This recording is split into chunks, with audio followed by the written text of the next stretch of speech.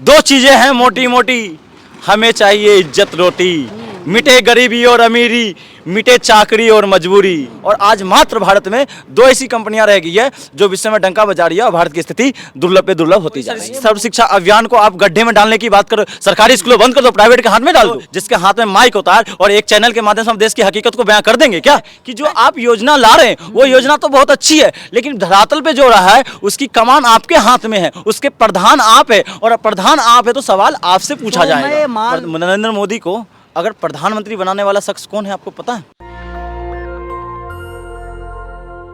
अब से ठीक 3 घंटे बाद साल 2022 खत्म हो जाएगा, नए साल का आगाज होगा, साल 2023। लेकिन हमने सोचा बातचीत करते हैं 2022 को लेकर के। जिस तरीके से देश के यशस्वी प्रधानमंत्री मोदी जी ने बड़ी बड़ी बातें कही थी, सबके पास घर होगा, घर में नल होगा, नल में जल होगा, इसके साथ ही डीजल पेट्रोल के दाम कम हो जाएंगे। हमारे साथ शर्मा जी हैं। मोदी जी ने बड़ी अच्छी अच्छी बातें कही थी और वास्तव हमारा देश जो है तरक्की कर रहा है, लेकिन फिर भी आप लोग मोदी जी सवाल पूछते रहते हैं, क्या दिक्कत है मोदी जी से?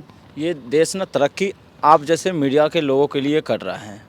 2022 को हम जैसे युवा और जो भारत देश की जो आबादी 130 करोड़, वो सारे लोग 8 साल से प्रतीक्षा कर रहे थे कि वास्तव में 2022 में भारत विश्व गुरु बनेगा। विश्व गुरु बन गया है, डंका बज रहा है। जानते कैसे?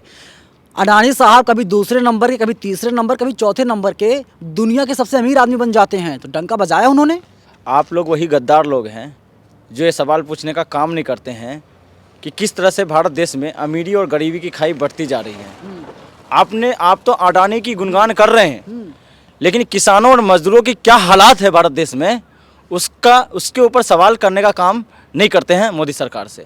आज किसान आत्महत्या कर रही है पूरे देश में, आज मजदूर अपने घरों में सुसाइड कर रही है कर्ज के तले, और एक तरफ अडानी दूसरे नंबर पर, तो उसकी वाहवाही कर रहे हो आप। ऐसा विश्वगुरु मुझे देश का नहीं चाहिए। अरे मुझे देश में विश्वगुरु अगर बनना है तो मैं कहता हूँ समतावाद, समाजवाद को लेकर, अभिव्यक्ति की आज़ादी, और जिस तरह से हम गुलाम बनते जा रहे हैं उसकी हनन को रोककर भारत देश में किसानों को बढ़ावा देकर विश्वगुरु बन सकता है। भारत जवानों को आगे ले जाकर विश्वगुरु बन सकता है। भारत शिक्षा पद्धति को आगे ले जाकर विश्वगुरु बन सकता है। भारत उद्यमियों को, सारे उद्यमियों को, एक अंबानी और अडानी नहीं है भाई साहब, हमारे देश में टाटा और बिरला, गोदरेज और ऐसे बहुत सारी कंपनियां हैं, जेपी ग्रुप, ऐसी बहुत सी सारी कंपनियां हैं जो कभी न कभी विश्व में डंका बजा रही थी, और आज मात्र भारत में दो ऐसी कंपनियां रह गई है जो विश्व में डंका बजा रही है और भारत की स्थिति दुर्लभ पे दुर्लभ होती जा रही है। मोदी जी ने छात्रों के लिए तो न्यू एजुकेशन पॉलिसी लेकर के आए हैं, और कोई किसान आत्महत्या नहीं कर रहा है। देश का सबसे बड़ा मुद्दा है पठान, जो फिल्म 25 तारीख को रिलीज होगी। आपने न्यू एजुकेशन पॉलिसी की बात करी, आपने न्यू एजुकेशन पॉलिसी को आपने रेफरेंस पढ़ा? क्या है हकीकत, क्या है बताइए? मैं बता रहा हूँ क्या है। हरियाणा सरकार ने लागू भी कर दिया चिराग योजना, न्यू एजुकेशन पॉलिसी के तहत ही चिराग योजना को लाया। और न्यू एजुकेशन पॉलिसी में क्या है आपको पता है? जो पंचायत में सरकारी स्कूलों विद्यालय खोले गए थे कि जो सर्व शिक्षा अभियान का एक क्रांति लाई गई थी, उसको दबाने का काम इस न्यू एजुकेशन पॉलिसी में है। कैसे, मैं बता रहा हूँ। जो सरकारी विद्यालय है, जो गरीब शोषित वंचित के बच्चे पढ़ने के लिए जाएंगे, उसको नई एजुकेशन पॉलिसी के तहत उनको 500 रुपये फीस देना पड़ेगा चिराग योजना के तहत। और प्राइवेट स्कूलों में अगर एडमिशन कराओगे आप तो आपकी फीस की छूट मिलेगी, और ये कुछ दिनों के लिए होगा। आपने हकीकत देखा नहीं कि इंस्पेक्टर के मामले में क्या हुआ बीएसएनएल और जियो का? आप तो आरोप पता सिर्फ मोदी जी पर नहीं लगा रहे हैं। अरे आरोप मोदी जी से मुझे क्या लेने देना? सुन लीजिए, आप सिर्फ आरोप मोदी जी पर नहीं लगा रहे हैं। लोकसभा सांसद, राज्यसभा सांसद से लेकर के तमाम जितने बड़े लोग हैं उन सब पर आप गंभीर आरोप लगा रहे हैं। हमने चुना है सांसदों को, हमने चुना है जनता के द्वारा, एक तरीके से विधायकों के द्वारा चुना जाता है राज्यसभा सांसदों को, तब जाकर कोई कानून बनता है। मैं सदन की अस्मिता पे सवाल इसलिए उठा रहा हूँ, अगर आपके देश में अन्याय हो रहा हो। कहाँ अन्याय हो रहा है? अरे क्यों नहीं अन्याय हो रहा है? आप एक तरफ सर्व शिक्षा अभियान की बात करते हो कि देश में शिक्षा की क्रांति हो और एकदम वही सर्व शिक्षा अभियान को आप गड्ढे में डालने की बात करो, सरकारी स्कूलों बंद कर दो, प्राइवेट के हाथ में डाल दो, उससे शिक्षा मिले। अगर आप इसके न्यू एजुकेशन पॉलिसी के तहत क्या होगा पता है, जिसके हाथ में पैसा होगा, जिसके घर में पैसा होगा वही शिक्षा को लेगा, जिसके घर में पैसा नहीं होगा वो शिक्षा को नहीं लेगा। इससे क्या हो जाएगा पता है आपको, शोषित वर्ग शिक्षा से वंचित हो जाएगा और शिक्षा से वंचित होगा तो क्या होगा, सरकार से सवाल पूछने का हक उसके पास नहीं होगा। और यही देश, यही निशानी है देश को गुलामी की जंजीर में जकड़ने का। इसी तरह से लॉर्ड मैकाले ने जकड़ तो लिया था, नई एजुकेशन पॉलिसी जो लाया था अंग्रेजी। तो मानते हैं हम ठीक था, सर्व शिक्षा अभियान के तहत 6 साल से लेकर 14 साल तक, यानी कक्षा 1 से लेकर के कक्षा 8 तक के बच्चों को फेल नहीं करना है, ये ठीक था। अरे भैया मैंने कहा फेल करने की बात आप कहाँ ले आए? मैंने कहा शिक्षा का अधिकार मानवाधिकार में शामिल होना चाहिए। शिक्षा का अधिकार क्या है? शिक्षा पे आप कर लगाओगे, आपको वो नारा ध्यान नहीं है, हैं? दवाई पर लग रहा है, लगेगा। सुनिए, छात्र आंदोलन में जो नारा लगाया था, सरकार बदली थी, जनता पार्टी की सरकार किस नारे के तहत आई थी आपको पता है? जेपी का आंदोलन सबसे बड़ा आंदोलन छात्र आंदोलन था। 2 चीजें हैं मोटी मोटी, हमें चाहिए इज्जत रोटी, मिटे गरीबी और अमीरी, मिटे चाकरी और मजबूरी, पुण्य जन्म और भाग्यवान, इनसे निकला ब्राह्मणवाद। ब्राह्मणवाद की क्या पहचान, गिटपिट बोले करे ना काम। मनुवाद की क्या पहचान, ब्राह्मण भंगी एक समान, जिसमें सत्ता की चाह नहीं वो बढ़िया इंसान नहीं। समता बिन समाज नहीं, बिन समाज जनराज नहीं। जो जमीन को जोते बोए वो जमीन का मालिक होए, राष्ट्रपति की हो संतान या चपरासी भंगी की संतान। सबको शिक्षा एक समान, सबको शिक्षा सबको काम, वरना होगी नींद हराम। शिक्षा पर जो खर्च होए बजट का 10वां हिस्सा हो। कांग्रेस की लाइनों को याद कर लिया आपने। जो शिक्षा दे ना सके वो सरकार निकम्मी है, और जो सरकार निकम्मी है हमें वो सरकार बदलनी है। जिस तरह से ये शिक्षा को हत्या कर रही है ना, इस सरकार को बदलना ही पड़ेगा। जिस तरह शिक्षण संस्थानों को ये प्राइवेटाइज निजी हाथों में डालने का काम कर रही है और शोषित वंचित वर्ग अपने छात्रवृत्ति के नाम, छात्र जो पैसे जो जिनके पास धनबल नहीं है और वो शिक्षा को ग्रहण करके सरकार से सवाल पूछने का काम कर रही है, अब उसको आवाज़ बंद करने का काम कर रही है। लेकिन हम जैसे युवा, हम जैसे जो छात्र है, जो विश्वविद्यालय में जो छात्र पढ़ने वाले, कितने रोहित वेमुला की हत्या करोगे आप? कितने छात्रों की आप हत्या, कितने छात्रों को आप जेल में डालने का काम करोगे? कोई एक हर विश्वविद्यालय से ऐसा छात्र निकलेगा जो अपनी आवाज को, अपने अधिकार को सरकार से सवाल पूछने का काम करेगा और अपनी बुलंदी आवाज को हमेशा बुलंद करने का काम करेगा। और सुमित शर्मा इस चीज के लिए हमेशा तत्पर आगे रहेगा शिक्षा के नाम पर। आप कह रहे हैं मोदी जी, आपने रोटी की बात की, मोदी जी राशन दे रहे हैं 80 करोड़ लोगों को। इसके साथ ही दूसरा सवाल मेरा यही है इसमें कि आप देख रहे हैं कि तमाम एम्स खोले जा रहे हैं पूरे देश में, मोदी सौगात दिए जा रहे हैं। कल नया साल आएगा, अब से तकरीबन 3 घंटे बाद, तो कुछ ना कुछ मोदी जी देश को सौगात देंगे, तो आप लोग मोदी जी खिलाफ हैं।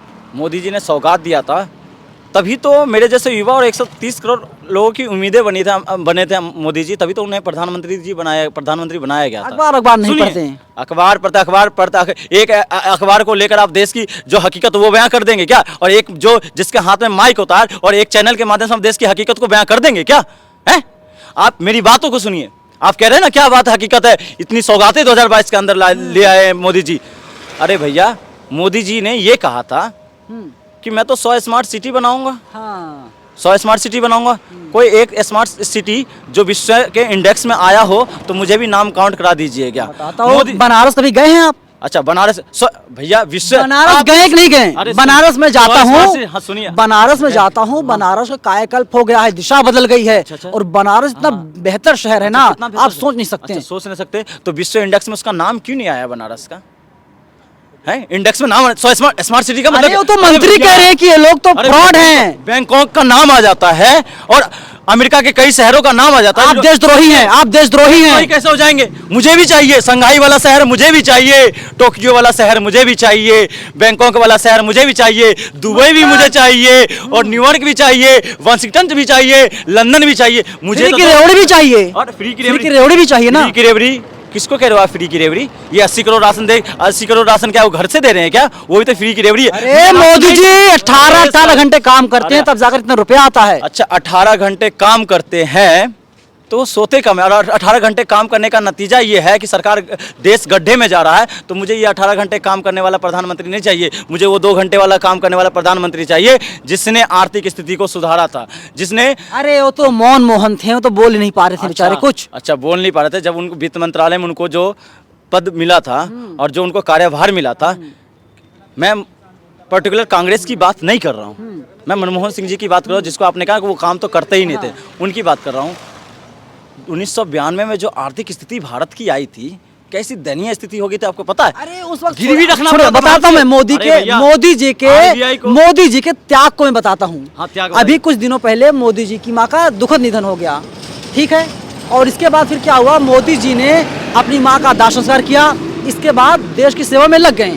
वो मोदी जी हैं, ऐसा नहीं कि माँ मर गई तो 5 दिन तक वो क्रियाक्रम में लग जाएं और कुछ काम ना करें। आप हमेशा मोदी जी पे लेकर क्यों जाते हैं? अरे हमारे यशस्वी प्रधानमंत्री सुनिए, हमारे देश सुनिए, के। आप मैं देश की राष्ट्रीय नीति पर बात कीजिए सदन में सारे, और मोदी जी की बात को, जो प्रधानमंत्री मोदी जी के अंतिम देहांत में जाते तो हैं, लेकिन जब वो हरी झंडी दिखाने के लिए जाते हैं तो वहाँ भी देश को मार्केटिंग करने के टाइम पे क्या करते हैं, वहाँ पे मोदी जी के माता जी का कोई कनेक्शन नहीं था, लेकिन उन्होंने माता जी के नाम पर पूरे देश को क्या करते हैं, इमोशनल करने का काम किया। क्या आप मोदी जी के माता जी का अगर देहावसान हुआ, आप क्या, मैं भी उससे नहीं, उनसे उनको मैं शांति देता हूँ, मैं भी हूँ कि अरे प्रधानमंत्री जी की माता जी थी और 100 साल के माँ तो माँ होती है, माँ इसीलिए तो- बीजेपी वाले कहते हैं मैंने कहा कि सबसे पहले देश है, उसके बाद परिवार है। मेरी सुनिए, योगी जी के पिता की मौत हुई, योगी जी वहाँ पर नहीं गए। मेरी बात, योगी जी के पिताजी की मौत हुई, योगी जी नहीं गए, उसको आप मार्केट में मत लीजिए।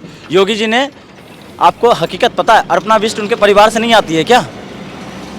अर्पणा बिष्ट उनके परिवार से नहीं आती है क्या? और मोदी जी, प्रहलाद मोदी उनके परिवार के सदस्य, उनके छोटे भाई नहीं है क्या? और अब बात रही, आपको हकीकत की बता रहा हूँ, मार्केटिंग करने से कुछ नहीं होता। मैं मोदी जी की विरोधाभास नहीं है, मोदी जी के विचारधाराओं का मातृ प्रेम आपका भी है, मेरा भी है, मेरे लिए भी है, मातृ के लिए प्रेम, तो वो विचार, मेरी मोदी जी से विचारधाराओं की लड़ाई है, मेरी मोदी जी से रणनीति पे लेकर सवाल है। मेरी मोदी जी का सवाल ये है कि जो आप योजना ला रहे हैं वो योजना तो बहुत अच्छी है, लेकिन धरातल पे जो रहा है उसकी कमान आपके हाथ में है, उसके प्रधान आप है, और प्रधान आप है तो सवाल आपसे पूछा जाएगा। मैं मान लूँ विचारधारा की बात आपने की, तो क्या कांग्रेस की भाषा बोल रहे हैं? आपके मुँह जुबान है वो कांग्रेस की जुबान है? मेरी कांग्रेस की जुबान अगर होती तो मैं 2012 आंदोलन में कांग्रेस की इतनी बड़ी पूरा देश खड़ा ना हो गया होता और कांग्रेस की सत्ता 2014 में जाती नहीं। मेरी कांग्रेस की बोली कैसे हो जाएगा आपके? मैं बात कर रहा हूँ योजनाओं को लेकर। लोग आरोप लगाते हैं कि जो खर्चा आपका आता है कांग्रेस से आता है। अरे आरोप प्रत्यारोप से क्या सुमित शर्मा कांग्रेसी हो जाएगा क्या? आरोप प्रत्यारोप से क्या सुमित शर्मा किसी राजनीतिक पार्टी का एक नुमाइंदा हो जाएगा क्या? सुमित शर्मा इस देश का नागरिक है और इस देश के नागरिक होने के नाते सुमित शर्मा का फर्ज बनता है सरकार से सवाल पूछने का। जो सरकार जो नीति को लाती है उस नीति पर सही तरीके से काम नहीं होता है तो उस पे सवाल उठाने का काम देश के युवाओं के हित के लिए सुमित शर्मा हमेशा सवाल उठाता है। एक व्यूअर्स ने कमेंट किया था, उसने कहा कि क्या सुमित शर्मा को और अनुराग को डर नहीं लगता कोई गोली मार देगा या कोई कुछ और कर देगा या नौकरी चली जाएगी? मैं उन लोगों से डरूंगा जो ये नारा लगाते हैं ना, बोले उसको उस वर्ड को गोली मारो डैश डॉट हाँ डैश हाँ हैं और जूता मारो डैश। अनुराग ठाकुर हैं उसमें, अश्विनी उपाध्याय हैं, तमाम ऐसे नेता अच्छा हैं। ये बताइए भारतीय जनता पार्टी में ऐसी कौन सी विडंबना आ गई अभी हैं जो भारतीय जनता पार्टी को खड़ा किया था?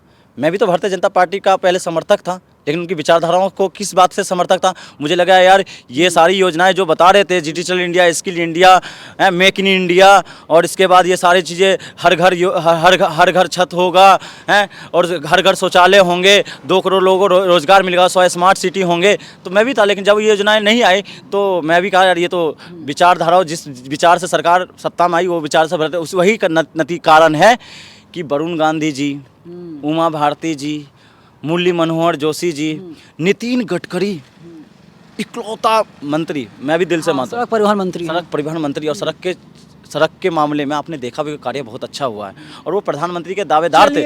सुनिए मोदी जी के एक मंत्री हैं नितिन गडकरी साहब, उनकी तारीफ कर रहे हैं, नागपुर से आते हैं। मैंने क्या कहा? जो गलत है गलत सही। जो साध्वी प्रज्ञा ठाकुर हैं बहुत अच्छी हैं, वो भी हिंदुत्व बचा रही हैं। प्रज्ञा ठाकुर 2008 में मालेगांव बम ब्लास्ट की आरोपी है। आरोपी दोषी में बहुत अंतर होता है सर। अभी कोर्ट ने दोषी नहीं ठहराया। अच्छा, कोर्ट ने दोषी नहीं ठहराया तो जेल में किसने डलवाया था? कांग्रेस। आरोप लगेगा कोई भी जेल में चला जाएगा। भैया अमित शाह जी भी जेल में गए हुए थे। अरे बरी नहीं हुई है, अभी उच्चतम न्यायालय में अभी भी है, स्टे पे है। तो आप अमित शाह को भी बोलेंगे इसी तरीके से? अमित शाह की हकीकत आपको नहीं पता है क्या? क्या बताइए? अमित शाह की हकीकत आपको नहीं पता है? अरे देश तरक्की कर रहा है, पुलिस, दिल्ली पुलिस उनके हाथ में है, गृह मंत्रालय उनके हाथ में है। गृह मंत्रालय है, यही तो देश की विडंबना है। सौभाग्य है, विडंबना मत बोलिए, सौभाग्य है देश का। एक गैंगस्टर को आप गृह मंत्रालय दे दोगे, एक गलत बात है। सुप्रीम कोर्ट ने देखिए क्लीन चिट दे दिया भाई। भैया आपके लिए हो सकता है, क्लीन चिट किसने दे दिया? हकीकत आप अगर सरकार से बड़ी अदालत है देश की। सुनिए मेरी बातों को, अपनी बातें मत हमेशा आगे रखिए। यही तो दिक्कत है आज भारत की मीडियाओं की, कि जो आम जन अगर सवाल पूछने का सवाल करता है तो उसको दबा दिया जाता है। अमित शाह की हकीकत आपको पता है क्या है?